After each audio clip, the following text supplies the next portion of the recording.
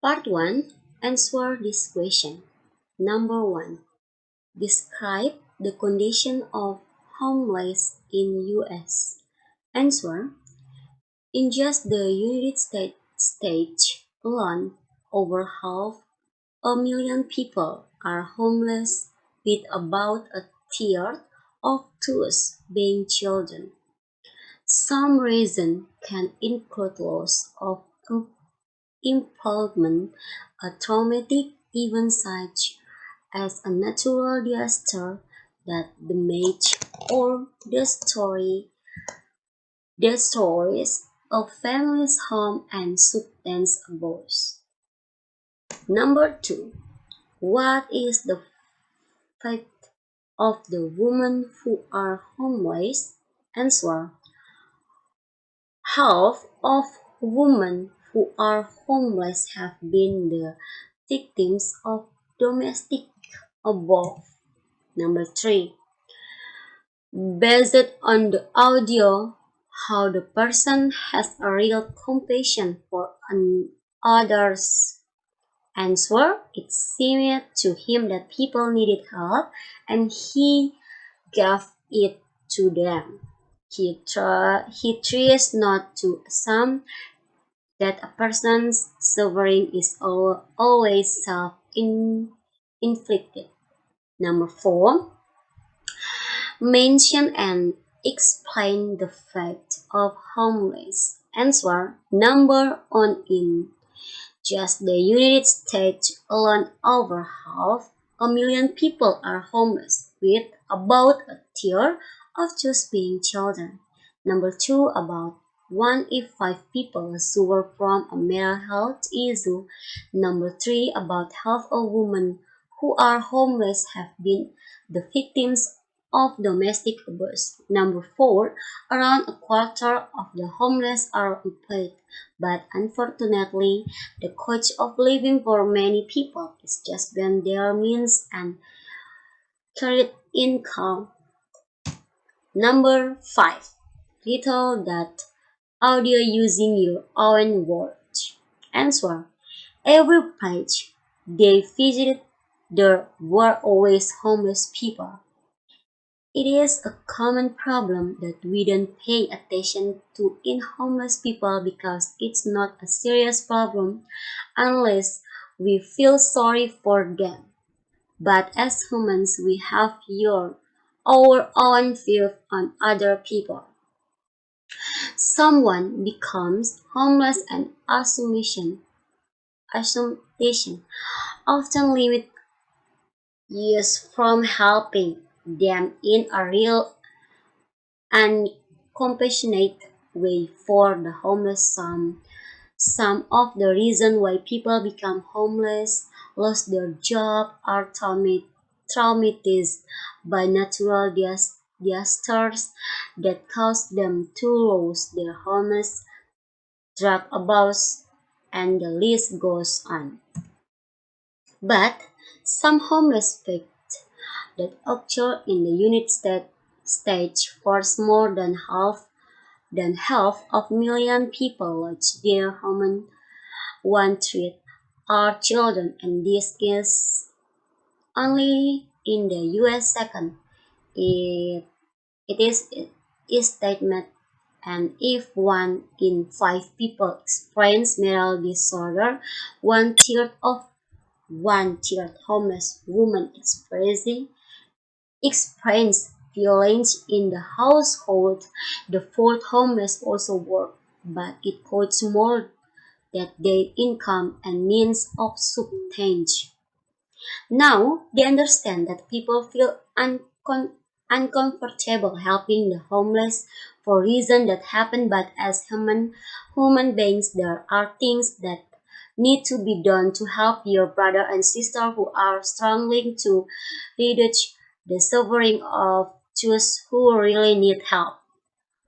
For us to help the homeless without having to think badly of them, helping sincerely without having to think that the suffering they are expressing is caused by their own action.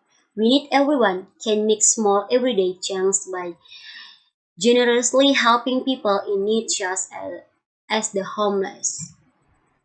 Part 2 answer this question. Number 1. What is the main problem of this story? Answer. The girl, who is often called Goldilocks, enters the dwelling of the three bears, then dusts their porridge and lies down on their bed. Number 2.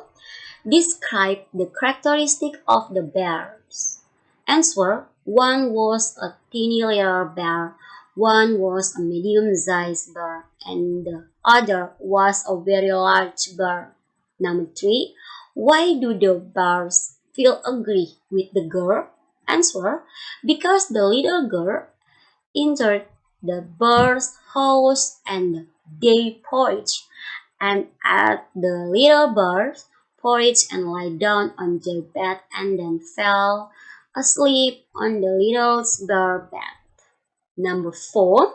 Why does the girl call Goldilocks? Answer. The little girl who was called Goldilocks because she had golden chores then fell down her back. Number 5. Make note. Answer. Goldilocks and three bears. There are three bears who live in one house in a forest. The three bears have different characteristics. One is a small bear, the second bear is medium in size, and the last bear is a very large. Once after they made porridge for breakfast, they walked out while waiting for the porridge to cool. Goldilocks is a little girl who has golden chores down her back. Goldilocks entered the house of Three Bear. She entered the tasted the three bear porridge, but the first and second bear porridge were too hot and cold didn't suit him. Then she tasted the middle bear porridge which suited him the was good to eat. After that she chose to lie down on the three bear bed. The little girl preferred to lie down and falls asleep on the little bear bed as she whistled. The three birds come home because they felt that the porridge was cold already to eat. But when they go home they were surprised to see that someone was in the house and the little bear's porridge has been eaten. After that, they saw Little Bear's bed. Little Bear was surprised to someone sleeping in his bed. In a small voice, the bear said, "This is sleeping at my place." Goldilocks got up and jumped and ran outside, kept running until they met his grandmother. He also told the incident to her grandmother, but her grandmother did not believe it and said it was just her grandson's wild imagination. Next, part 3, make a note. Aladdin is the son of the poor tailor, a boy who is lazy and doesn't work, just plays all day with other kids who are unemployed like him. The thing that became his father sadness so that his father died. Aladdin was playing a stranger, approached him and disguised himself as Aladdin's uncle by convincing his mother and asking about his age and his father who has died. His stranger was a famous wizard from Africa. He lied to Aladdin and his mother by inviting Aladdin to go with him see the beautiful scenery that took him all over the city. They returned home, but with the trick of the magician to deceive Aladdin with fun stories. The uncle told him to collect sticks while he built a fire. Aladdin was trapped in the cave for 2 days. The uncle turned out to be an evil wizard who was thirsty and lustful for power. He wanted to rule the world and become the most powerful person by getting a magic lamp and using Aladdin, who has who has inclined and stupid and planned to kill him. Aladdin begged for a magic lamp. A big and crazy genie came out and helped Aladdin so he could get out for that pledge and come home and told everything to his mother. Next, once upon a time, Aladdin heard the news the Sultan ordered everyone to stay in the house and not open the window while his daughter was talking out. Aladdin was curious and wanted to see the princess. It was very difficult to see because the princess always wore a veil. Aladdin peeked at the princess from behind the bedroom door and saw the princess leave her veil. The princess was so beautiful that Aladdin fell in love with the princess. He came home telling his mother that he was in love and could not live without the princess. Since the went to marry the princess, he invited to the mother to follow his request to process the princess to the princess. The Sultan and his wife laughed at Aladdin's request to process the daughter. Aladdin processed to the princess by tucking a napkin and eating the magical fruit from the magical garden. The sparkled and shone like a beautiful girl. But unfortunately, the princess met the doctor with the child of the new leader of the council. The Sultan tricked Aladdin by saying that the complete with Aladdin's request on condition that he should not see him for 3 months. 2 months later, news came that the princess would soon marry the grand vizier's son. Hearing that, Aladdin ruined the lamp and asked the genie for help. Aladdin went to princess to be brought before him. The Sultan will marry his daughter to Aladdin, provided he sent to 40 gold basins full of jewels brought by 40 black selves light by many has white, orange, and drizzle. I will do more than that for the princess. He whom night a guinea and in few moments it is lover arrived and filled the little house and garden. Next, Aladdin told them to leave for the pledge alone together, followed by his mother. They were so richly dressed with such fine jewels on their belts that everyone crowded around to see them and the golden vessel they carried on their heads. They entered the palace and having knelt before the Sultan, stood in semicircle around the throne one with still while Aladdin's mother presented them to the Sultan. The Aladdin married Princess. Aladdin joined the Sultan army and won several battles, but he remained humble and polite. He, li- he lived the peaceful and contented life for many years. But things happened where the wizard who used to deceive Aladdin heard that Aladdin was still alive and living in prosperity with his wife. He came to Aladdin's palace and killed Aladdin's wife by exchanging his lamp with Aladdin's lamp. After being this, the witch rubbed the lamp and the genie came out and asked that everything returned to normal. Suddenly, Aladdin's plates disappeared and he took Aladdin's wife with him to Africa and forced him to marry her.